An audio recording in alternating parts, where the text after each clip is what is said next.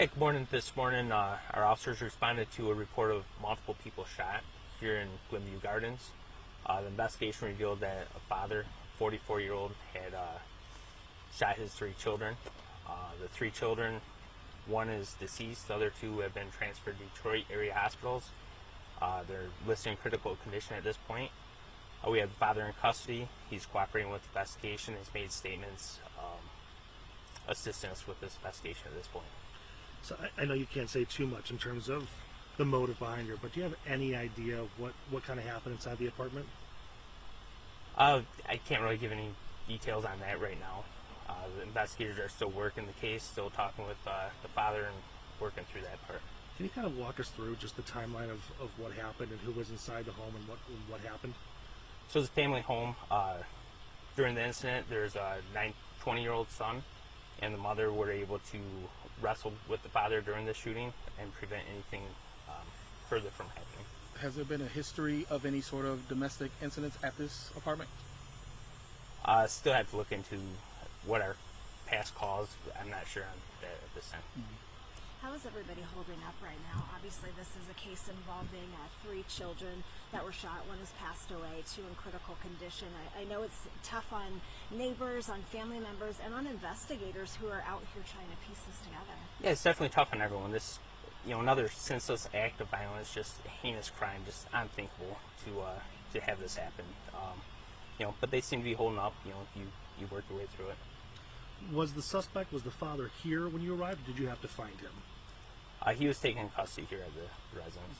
So he was inside the apartment when your officers got here? Yes. Do we know where the other children are being taken specifically? No, I don't know the specific hospitals. But no. Detroit area hospitals, Detroit area trauma hospitals. 1 centers. Yep. Okay. When investigators arrive on scene and you hear, we heard several calls of 911 saying there was a shooting, but you arrive on scene learning kids are involved, allegedly domestic violence incident. Does that change protocol for you guys? No, it doesn't really change protocol.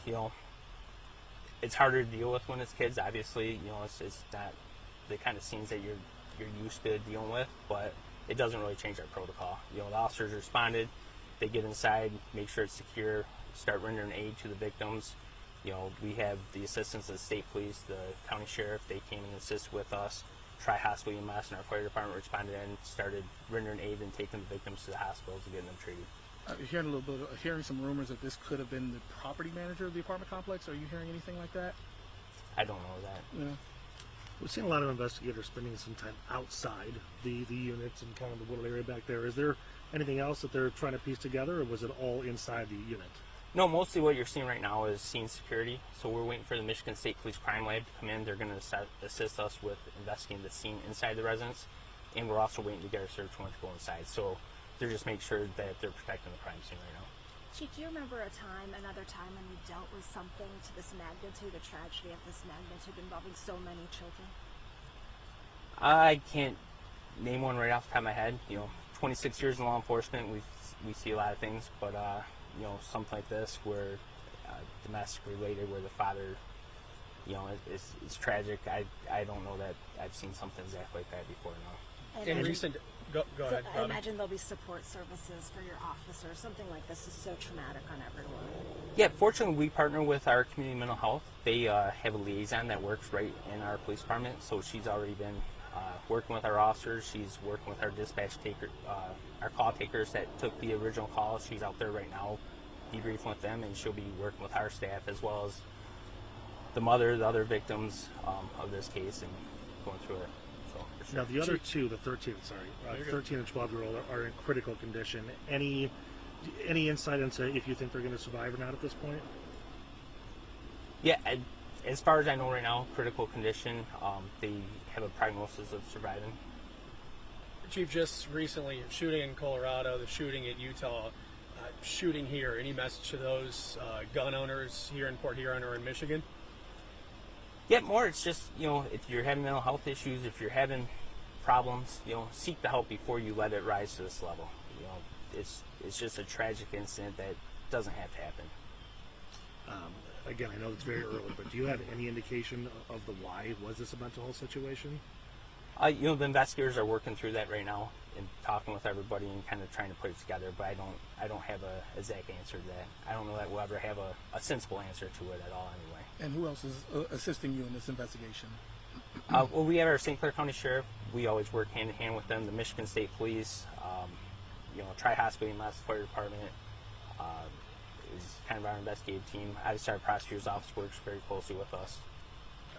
I know you kind of alluded to it, but can you kind of walk through the next steps for you? What do you and your team have to do now?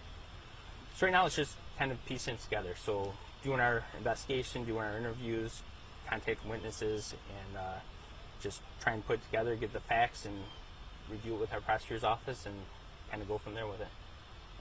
Just a lot of healing is going to need to Yeah, a take lot of place. healing in the community.